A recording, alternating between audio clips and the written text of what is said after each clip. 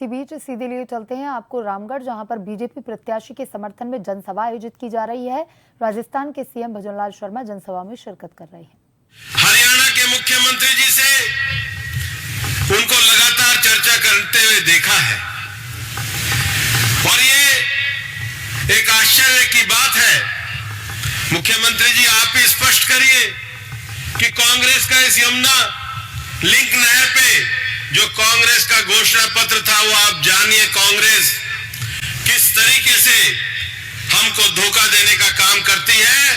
लेकिन आपके विजन में हमने दोनों विषय रामगढ़ को ईआरसीपी से जोड़ने का विषय और रूपा रेल के पुनर्जीवन के विषय में एक बड़ी योजना की सफलता को हासिल किया है। कांग्रेस के राज में यहीं पर 11 बांध पे जो सीवरेज ट्रीटमेंट प्लांट 20 एमएलडी का था, संजय जी यहां पर बैठे हैं, टेंडर निकला था, टेंडर का पैसा खा करके चले गए। हमने फिर मुख्यमंत्री जी से कहा, उन्होंने जिला अधिकारी को निर्देश दिया और आज वो अपग्रेडेशन का कार्य जो 7 साल से पेंडिंग पड़ा था, उसको पूरा करने का काम हमने किया। जब लोकसभा का चुनाव हम लड़ने आए थे बगड़तिराहा गांव में, भाई जया आहूजा जी भी मेरे साथ थे। मैंने कहा, भाई मैं बगड़तिराहा में ना तो साफा पहनूंगा ना माला पहनूंगा, मैं सबसे पहले यहाँ के कचरे निस्तारण के लिए काम करूंगा। और उसको आज हमने कार्य को शुरू भी कर दिया है और 500 पेड़ भी लगा दिए हैं। मैं आपको ये कहना चाहता हूं कि जब हम चुनाव लड़ने आए थे तो लोगों ने कहा था कि यहां पर गोविंदगढ़ और रामगढ़ को मेन ट्रेन से जोड़ा जाए। गोविंदगढ़ को तो हमने शुरू कर दिया था, लेकिन 7 साल पुरानी जो रामगढ़ के स्टॉपेज की मांग थी, उसको भी पूरा करने के काम में हम आपके आशीर्वाद से सफल हुए हैं। और आज मैं ये कहना चाहता हूं कि आज मेवात विकास बोर्ड का जो पैसा है, अगर आप देखोगे कि पिछले 3-4 महीने में ये पैसा आपके गांव में 18 ग्राम पंचायतों में लगा है। आज जिला परिषद का जो पैसा है वो पिछले 3 महीनों में 33 गांव में लगा है। आज सांसद कोष का जो पैसा है वो 13 गांव में लगा है, 2 पंचायत और 2 नगर पालिका में लगा है।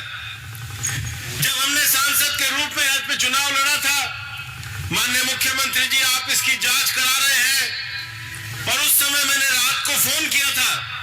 मैंने कहा था, मुख्यमंत्री जी मैं रामगढ़ में यहां पर वोट मांग रहा हूं, लेकिन मैंने आज तक ऐसा नहीं देखा कि एक गांव को केवल इसलिए जल जीवन मिशन से काटा गया, एक गांव को डार्क जोन में इसलिए डाला गया कि वो गांव कांग्रेस के उम्मीदवार को वोट नहीं देता।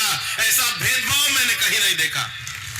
और इसलिए मुख्यमंत्री बनने के बाद आपने अपनी बजट घोषणाओं में कहा कि आप पेयजल की समस्या को खत्म करने के लिए हैंडपंप और बोरिंग की आपने विधानसभा अनुसार स्वीकृति दी है।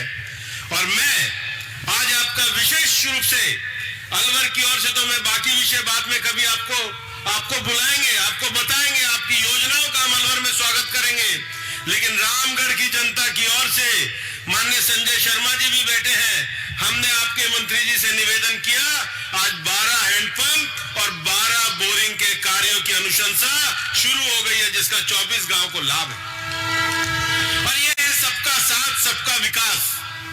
मैं सबका साथ सबका विकास में आज रामगढ़ के लोगों को ये कहना चाहूंगा कि कांग्रेस ने लोकसभा में कुछ लोगों को भरमाने का काम किया। आज मैं महाराष्ट्र में चुनाव का प्रभारी हूं, लेकिन मैं महाराष्ट्र के चुनाव के साथ मेरा मन, मेरी प्रतिबद्धता रामगढ़ की जनता के प्रति है। कांग्रेस ये कहती है, जिस संविधान की बात करती है, आज महाराष्ट्र में भी लोगों को समझ में आ रहा है कि कांग्रेस का सबसे बड़ा झूठ था। जिस संविधान में आरक्षण की बात कांग्रेस करती थी, राहुल गांधी जी ने अमेरिका में जाकर के ये बयान दिया, हम आरक्षण को समाप्त करेंगे। तुम हिंदुस्तान में झूठ कहते हो और अमेरिका में सच कहते हो। और इसलिए आपको एक ध्यान में रखना चाहिए, जिस कांग्रेस के नेता ने अमेरिका में जाकर के कहा है कि हम आरक्षण को समाप्त करेंगे, हमारे बगल में हरियाणा में तो उनको उखाड़ के फेंक दिया है। रामगढ़ का भी किसान, नौजवान और पहलवान हरियाणा की तरह यहां से उनको कांग्रेस को उखाड़ के फेंकना है। मैं आपको ये कहना चाहता हूं कि कांग्रेस के शासनकाल में गोविंदगढ़ में, बड़ौदा में, भटपुरा में, लादिया में, गंडोरा में दलितों की हत्याएं हुई। कांग्रेस क्यों यहां पे चुप रही? भारतीय जनता पार्टी समाज के हर आदमी की रक्षा करना चाहती है। मैं आपको ये कहना चाहता हूं, आज हमें 4 या 5 महीने सांसद बने हुए हैं। हमने कभी आदमी देख करके थाने में फोन नहीं किया कि इसको अंदर करो, इसको बाहर करो। कांग्रेस के शासनकाल में हमारे 35 कार्यकर्ताओं को साजिश के तहत गंभीर मुकदमे लगाए गए। 12 लोगों को जेल में जाना पड़ा। और ऐसा नहीं है सांसद बनने के बाद मेरे को एक एक कार्यकर्ता की चिंता नहीं है, लेकिन हम बदले की राजनीति नहीं करते, लेकिन बदले की राजनीति चलने भी नहीं देंगे। हम सबका साथ और सबका विकास को लेकर के चले हैं। माननीय मुख्यमंत्री जी, आज आपने रामगढ़ में बोरिंग को लेकर के, आज आपने रामगढ़ में बोरिंग के साथ जो पेयजल की समस्या का समाधान किया है, लंबे समय के लिए रामगढ़ को आपने ईआरसीपी से जोड़ने का काम किया है। लेकिन मैं ये विश्वास करता हूं कि जल जीवन मिशन में पूरे अलवर में जिन्होंने भी भ्रष्टाचार किया है, आपके शासन काल में वो जरूर जेल जाएंगे। जिन्होंने पानी में बेईमानी का काम किया है, आपका शासन उनको छोड़ने वाला नहीं है। मैं आपको ये कहना भी चाहूंगा कि हम रामगढ़ में और पूरे अलवर में विकास की एक नई राजनीति को खड़ा करना चाहते हैं। इस विकास की राजनीति में अलवर में उद्योग को खड़ा करना चाहते हैं। महिला बचत घरों के माध्यम से माननीय प्रधानमंत्री जी का जो लखपति दीदी बनाने का सपना है, उसमें हम अपने अलवर जिले को अव्वल बनाना चाहते हैं।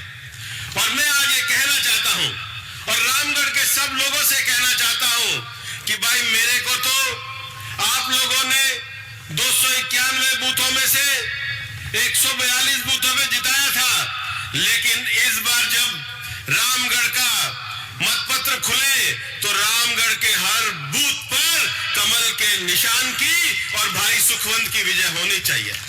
और इसलिए वोट मैं सबसे मांग रहा हूं, मैं 36 बिरादरी से मांग रहा हूं, क्योंकि हम न्याय और कानून का शासन रामगढ़ में लाना चाहते हैं। रामगढ़ की जो लड़ाई है, ये लड़ाई एक किसान के बेटे सुखवंत सिंह की, एक परिवार की शाही लोगों के खिलाफ लड़ाई है। सुखवंत सिंह एक जमीन से निकला हुआ पार्टी का कार्यकर्ता है। और अंत में मैं एक बात कहना चाहता हूं, जब ये चुनाव घोषित हुआ था तो मैं रामगढ़ में आया था, कार्यकर्ताओं की बैठक लेने आया था। और उस समय मैंने महाभारत का एक उदाहरण दिया था कि महाभारत में जब कौरव ये मन में सोचते हैं कि पांडव जंगल में होंगे और उनका मजाक उड़ाया जाए, वो जब जाते हैं तो उनको रास्ते में गंधर्व घेर लेते हैं। घेरने के बाद गंधर्व की जब ये समाचार युधिष्ठिर के पास पहुंचता है तो युधिष्ठिर ये कहते हैं कि भाई, हम जो लड़ रहे हैं, हम दूसरे विषयों के लिए लड़ रहे हैं, लेकिन कोई दूसरा हमसे लड़ता है तो हम 100 और 5 नहीं है, हम 105 है। वयम पंचाधिक्षतम। मैं यहां पर यह कहना चाहता हूं, पार्टी के मंडल अध्यक्षों से लेकर के पार्टी के सभी पदाधिकारियों से मैं कहना चाहता हूं कि भारतीय जनता पार्टी पूरी तरीके से